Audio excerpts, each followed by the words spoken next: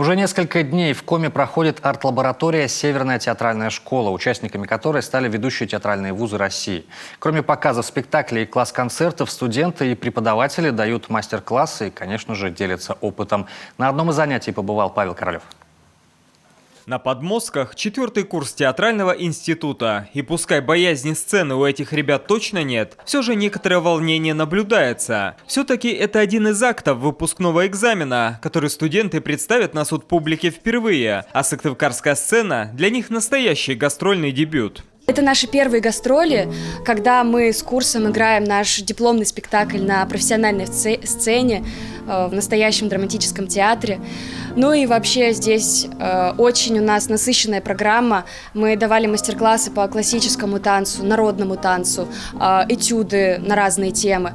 И сегодня, наверное, у нас самый насыщенный день. На сцене яркая вереница народных танцев, один из столпов обучения в театральном вузе. Представлена классическая хореография ансамбля Игоря Моисеева, созданная легендарным мастером. И каждый танец, будь то греческий сиртаки или кавказская лезгинка, как культурный код нации, в котором каждый найдет что-то свое, родное. Для того, чтобы воспитать, я думаю, культуру, прежде всего культуру посредством танца в актере, ну вообще в любом артисте, да, я обращаюсь всегда к высшим, к богам нашим, да, поэтому здесь практически все хореография ансамбля Игоря Моисеева, потому что высшего пилотажа, ну, может быть, есть какие-то, у нас ведь ансамбли, там, Александрова и всякие народные национальные ансамбли, но для меня вот на данный момент был такой определенный вариант, думаю, возьмем-ка мы оттуда.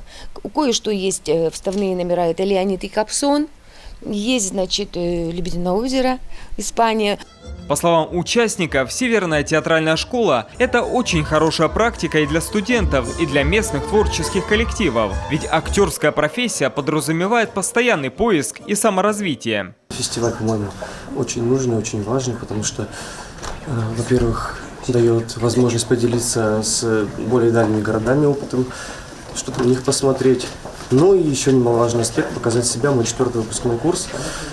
Поэтому хочется все-таки посмотреть, какие театры бывают, что такое театр. Вот как раз здесь мы в театре драмы, нам это очень интересно, любопытно, и впервые мы в таком месте.